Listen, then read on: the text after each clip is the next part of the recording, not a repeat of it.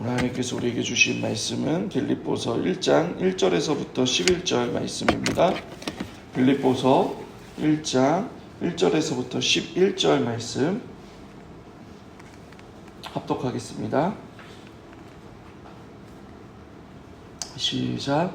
그리스도 예수의 종 바울과 디모데는 그리스도 예수 안에서 빌립보에 사는 모든 성도와 또한 감독들과 집사들에게 편지하노니 하나님 우리 아버지와 주 예수 그리스도로부터 은혜와 평강이 너희에게 있을지어다. 내가 너희를 생각할 때마다 나의 하나님께 감사하며 간구할 때마다 너희 무리를 위하여 기쁨으로 항상 간구함은 너희가 첫날부터 이제까지 복음을 위한 일에 참여하고 있기 때문이라. 너희 안에 착한 일을 시작하신 이가 그리스도 예수의 날까지 이루실 줄을 우리는 확신하노라. 내가 너희 무리를 위하여 이와 같이 생각하는 것이 마땅하니 이는 너희가 내 마음에 있으며 나의 매임과 복음을 변명함과 확정함에 너희가 다 나와 함께 은혜에 참여한 자가 됨이라. 내가 예수 그리스도의 심장으로 너희 무리를 얼마나 사모하는지 하나님이 내 증인이시라.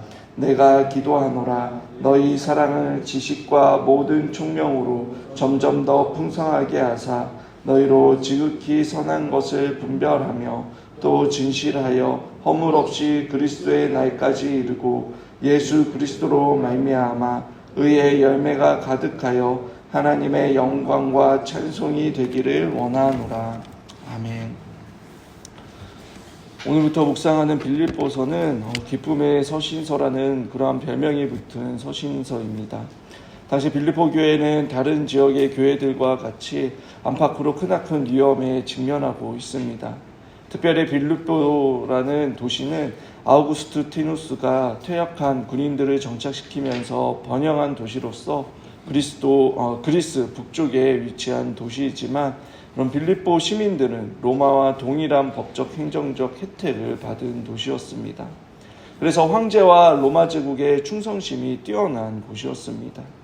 당시 로마 황제를 온 세상의 구주로 간주하며 로마 제국의 번영을 찬양하고 또 제국의 힘과 문명에 대한 대단한 자부심을 가졌던 곳이었습니다. 이러한 곳에서 황제가 아닌 예수 그리스도를 진정한 주로 고백하는 그리스도인들은 상당한 불안감 속에서 살았을 것입니다. 그리고 적대적인 세상의 위협과 백처 속에서 어렵게 신앙생활을 하고 있었습니다. 그뿐만 아니라 교회 내부적으로도 유대주의자들의 침투로 인한 신학적인 혼란과 교회 안의 리더들의 갈등 등으로 인해 문제들이 있었습니다. 그리고 이 편지를 기록한 바울 역시 로마 감옥에 갇혀 재판을 받고 결과를 기다리고 있는 상태입니다. 복음을 증거하고 끝까지 자신의 주장을 굽히지 않으면 죽을 것이라는 것을 너무나 잘 알고 있는 그러한 상황 가운데 있습니다. 이러한 상황 속에서 바울은 그들의 문제를 해결하고 자신을 걱정해주는 빌립보 성도들을 안심시켜주기 위해 이 편지를 기록하였습니다. 그런데 놀라운 점은 이 편지의 내용이 어둡거나 무겁거나 우리를 우울하게 만드는 것이 아니라 그 안에 기쁨과 감사가 넘쳐나고 있다는 것입니다. 그것이 어떻게 가능합니까? 어떻게 사방의 적들로 우겨쌈을 당하여도 타협하지 않고 도망치지 않고 손해를 감수하고 죽음을 각오하면서까지 믿음을 지키며 그 상황 속에서도 기쁨과 감사가 넘쳐나는 것일까요? 오늘 본문은 바울이 감옥에 갇히고 빌립보 교인들이 세상에서 고립되고 심한 고난과 핍박을 받는 상황에도 그들의 믿음을 지켰던 것은 바로 예수 그리스도 때문이다라고 말하고 있습니다. 1절에 그리스도 예수의 종 바울과 디모데는 그리스도 예수 안에서 빌립보에 사는 모든 성도와 또한 감독들과 집사들에게 편지하노니라고 말합니다. 그들의 신분과 정체성을 누구 안에서 고백하고 있습니까? 바로 예수 그리스도 안에서 고백하고 있습니다. 그리고 6절에 너희 안에 착한 일을 시작하신 이가 그리스도 예수의 날까지 이루실 줄을 우리는 확신하노라라고 고백합니다. 우리의 구원과 믿음의 시작과 끝을 예수 그리스도라고 말하고 있습니다. 바울도 그렇고 빌립보 교인들도 그렇고 그들이 고난 속에서도 믿음을 잃지 않고 함께 고난에 참여한 자, 복음에 참여한 자가 될 수 있었던 이유가 바로 예수 그리스도 때문이다라고 고백하고 있습니다. 우리는 흔히 내가 하나님을 붙잡고 있다라고 생각을 합니다. 내가 믿었기 때문에 구원을 받았고 내가 노력하고 수고했기 때문에 지금의 내가 있다라고 생각을 합니다. 하나님 앞에 참 교만하기 쉬운 존재인 것 같습니다.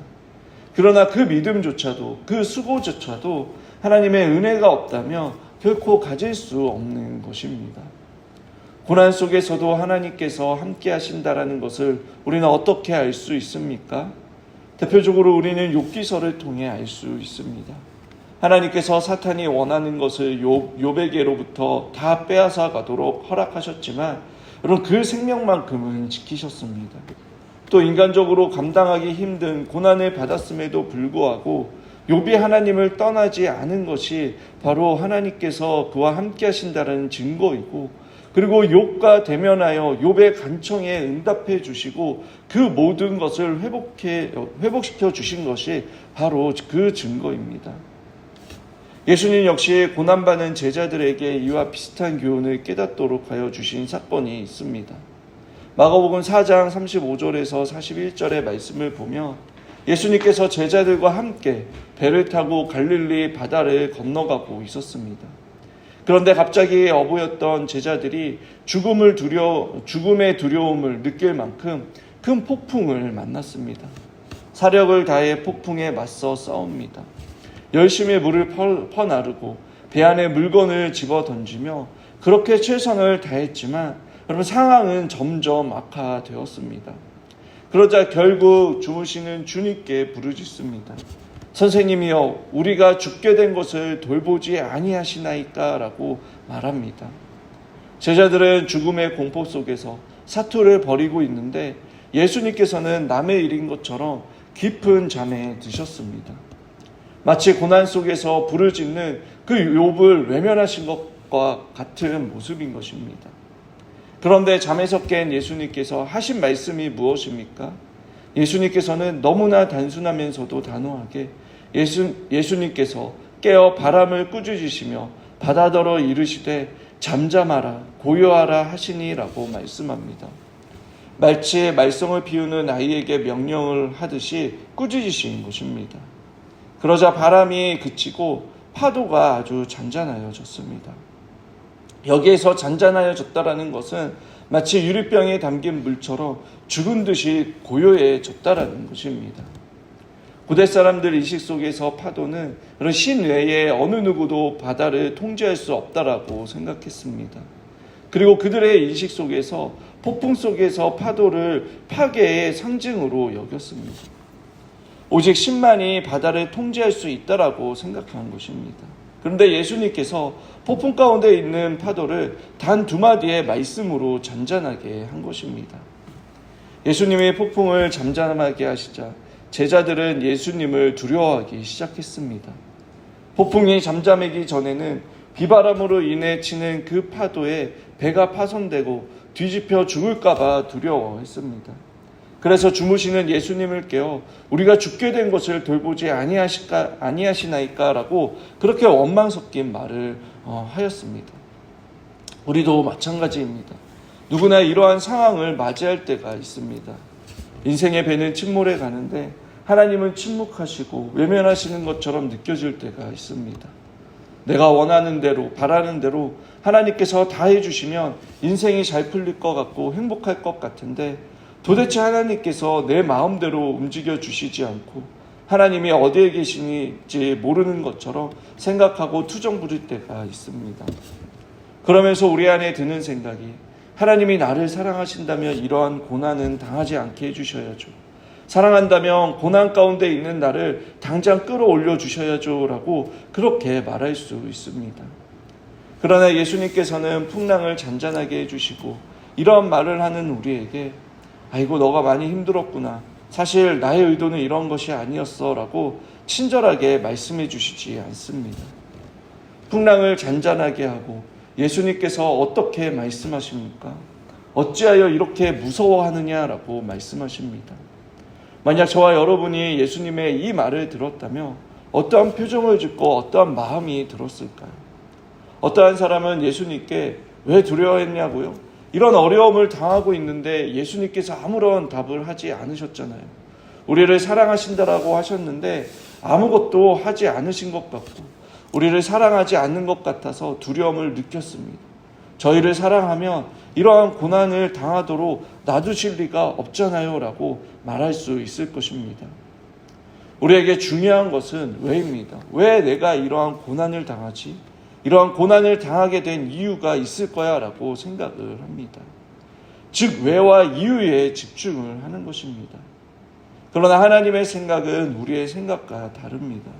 하나님은 하나님의 백성이 당하는 고난은 이유가 중요한 것이 아니라 목적이 더 중요하다는 것입니다.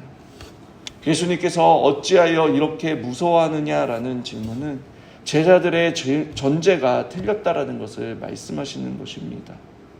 주님께서 사랑하시는 사람은 고난을 당하지 않게 하는 것이 아니라 예수님이 사랑하는 자들이 폭풍우를 통과하도록 허용하셨다는 것입니다. 그리고 그곳에서 나도 함께 하였기에 두려워할 이유가 없다라는 것입니다. 그리고 폭풍우가 잠잠해졌다면 더더욱 예수님을 두려워할 필요가 없는 것입니다. 그런데 제자들은 폭풍우를 잠재우신 예수님을 심히 두려워했다라고 기록하고 있습니다. 왜 그렇습니까? 모든 것을 파괴시키는 그 파도를 잠잠케 하신 예수님을 더 어마어마한 분으로 받기 때문입니다. 폭풍을 통제하시고 파도를 다스리시는 분으로 제자들은 예수님에 대한 새로운 그러한 시각을 가졌기 때문입니다. 여러분, 폭풍도 그렇고 폭풍이 상징하는 세상과 고난은 우리를 사랑하지 않습니다. 오히려 우리의 것을 빼앗고 무너져가고 그런 파괴시킵니다. 질병으로 인해 건강도 잃고 결국 이 땅의 모든 것들은 사라집니다. 또 자연재해나 인재로 인해 모든 것이 하루아침에 잃어버릴 수도 있습니다. 우리는 한 치 앞도 모르고 자연의 그 힘 앞에 인간은 압도되어 무기력하거나 연약한 존재라는 것을 깨닫게 됩니다. 그러나 이러한 자연 만물을 통제하시는 예수님은 우리가 이해할 수 없는 우리의 교리나 상식, 계획이나 논리를 뛰어넘는 일을 허락하십니다. 저와 여러분이 믿는 하나님이 온 우주 만물을 주관하시는 분이시고 그 지혜와 사랑이 무한하신 분이다라는 것을 믿는다면 우리 가운데 일어나는 모든 일이 무의미한 일이 아니라 그럴 만한 목적이 있어 일어난 일이라는 것 또한 믿어야 하는 것입니다. 폭풍이 상징하는 이런 고난과 세상은 우리에게 무관심하지만 예수님은 우리를 향해 주체 못하는 그 사랑을 품고 계십니다.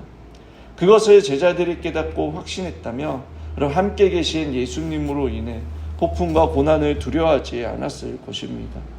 제자들은 예수님이 자신을 사랑하신다면 위험한 상황에 빠뜨리는 것이라고 생각했지만 예수님은 사랑하는 사람들에게도 나쁜 일을 허락하시며 그것을 지나가기를 원하십니다.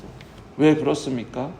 로마 제국의 극심한 박해를 받았던 그리스도인들을 향해 그럼 베드로는 이렇게 말합니다.